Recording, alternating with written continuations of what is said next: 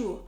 Le mental du vendeur est un facteur indispensable de la performance commerciale. Non seulement indispensable, mais aussi le plus important.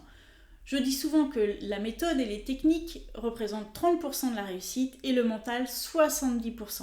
Et les deux, évidemment, doivent fonctionner ensemble. Et si pour mieux vendre, vous commenciez par vous occuper de vous? Je vous propose 10 qualités ou postures mentales à développer.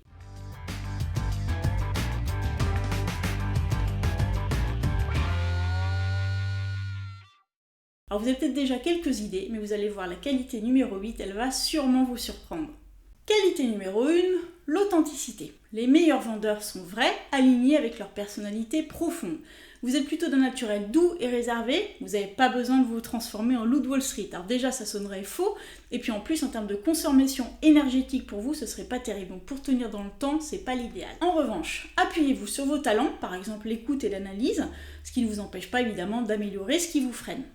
En fait, tout ça, ça suppose de bien se connaître et surtout de s'accepter soi.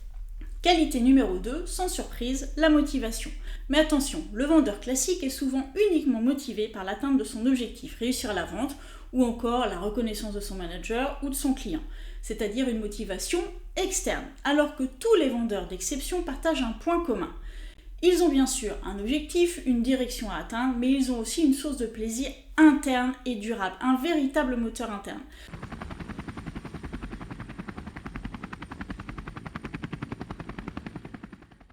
Alors ça peut être le plaisir de la relation humaine, le plaisir de relever un défi, le plaisir de la variété, le plaisir de chercher, de comprendre les attentes du client, ce que vous voulez.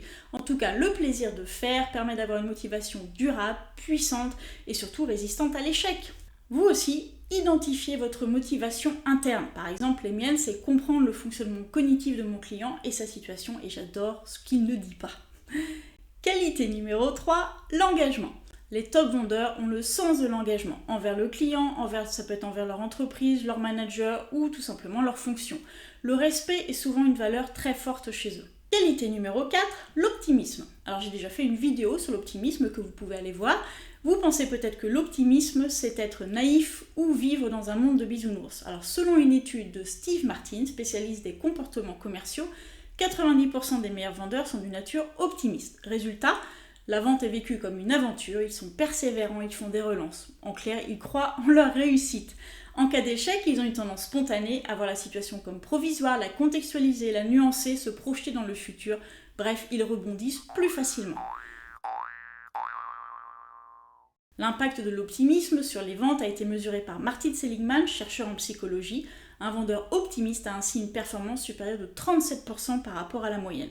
Alors mon conseil, cultivez votre optimisme. Attention, ça ne veut pas dire « je vais bien, tout va bien » de Danny Boone.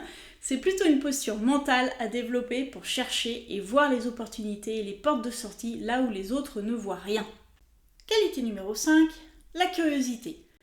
Et non, la curiosité n'est pas un vilain défaut, c'est une magnifique qualité. Le commercial curieux va véritablement s'intéresser à son client, son contexte, ses enjeux, sa personnalité. De fait, il va poser plus de questions et des questions à forte valeur ajoutée. Et il va manifester un intérêt sincère et véritable. Vous avez vu le lien avec l'authenticité du début. Et puis surtout, il va écouter les réponses. Bref, il va être curieux en profondeur, donc il va creuser les sujets, et en largeur pour explorer. Et puis être curieux, c'est aussi accepter d'être curieux de soi et de ses propres réactions. Qualité numéro 6, l'adaptabilité. Donc s'adapter au client, en adaptant ses questions, ses arguments, s'adapter à la personnalité du client sans jugement pour mieux communiquer. S'adapter à la situation aussi, elle peut être nouvelle, imprévue, complexe, voire déstabilisante. Et là, le top vendeur sait gérer ses sources de stress. Stress à froid, avant un rendez-vous à fort enjeu, ou stress à chaud lors d'une négociation difficile ou face à un client de mauvaise foi par exemple. Son adaptabilité va lui permettre de rester calme et serein, maître de la situation en toutes circonstances, d'éviter de se mettre en réaction. Qualité numéro 7, la capacité à se détacher de son ego, apprendre de ses expériences, qu'elles soient bonnes ou mauvaises, oser regarder en face ses erreurs plutôt que de reporter sur les autres, avec le réflexe numéro 1 qui pourrait être c'est le client ou c'est la concurrence qui sont nuls. Réflexe numéro 2 c'est je suis nul, mais on peut aussi développer un autre réflexe. Quelle information ou quelle question j'ai manqué, comment je pourrais mieux faire la prochaine fois. Et puis vous, comment réagissez-vous face à un client qui est arrogant par exemple? Est-ce que cela vous déstabilise? Ça vous énerve à l'inverse et vous répondez du tac au tac? En tout cas dans les deux cas, c'est bien votre ego qui est touché. Se détacher de son ego, c'est aussi parfois oser dire « je ne sais pas ». Et puis se détacher de son ego, c'est plus facile à dire qu'à faire. Mais l'humour, c'est déjà un bon moyen de commencer. Qualité numéro 8, celle à laquelle on ne s'attend pas, l'humilité. Un des plus grands clichés sur les vendeurs, c'est qu'ils sont baratineurs et vantards. Alors c'était sans doute le cas il y a une époque, mais ça c'était avant les réseaux sociaux et avant l'économie de l'offre. Toujours d'après l'enquête de Steve Martin, 91% des meilleurs vendeurs font preuve de beaucoup d'humilité. Du coup, en face du client, ils parlent moins et écoutent plus. La star, c'est le client et non eux-mêmes ou le produit. Et puis l'humilité, ça permet aussi de se rendre compte que la vente, c'est vraiment complexe et qu'aucun vendeur n'est parfait ou maîtrise tout. Et par conséquent, il y a tout le temps matière à progresser et à apprendre. Alors croyez-moi, j'en ai vu quelques-uns des bons vendeurs qui se sont endormis sur leur laurier sans se rendre compte qu'ils devenaient moyens, voire pour certains même mauvais. Numéro 9, être méthodique. Apprendre et maîtriser le processus, les techniques, être organisé, s'entraîner. Derrière tout ça, l'idée est bien de développer de bons automatismes. Alors cette qualité n'est sans doute pas la plus à la mode ni la plus valorisée, à l'inverse de l'agilité et de la créativité, mais on n'a encore rien trouvé de mieux pour être efficace. Et enfin, pour finir, l'intelligence commerciale. L'intelligence commerciale, c'est être à la fois pertinent, c'est-à-dire recueillir des informations, les analyser, faire une proposition adaptée, et puis c'est aussi être créatif quand ça coince, c'est rechercher des solutions et essayer de voir la situation sous un autre angle.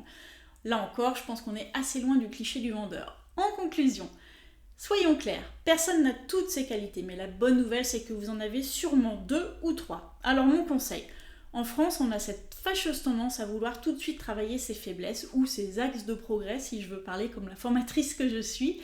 Eh bien non. Commencez par vous appuyer sur vos forces, vos talents naturels, explorez et exploitez-les à fond. Et oui, ensuite, on s'occupera de vos axes de progression. L'objectif est de mieux vous connaître et de devenir la meilleure version de vous-même. Si vous avez aimé cette vidéo, pensez à liker et partager, et puis laissez-moi vos commentaires, j'y répondrai avec plaisir.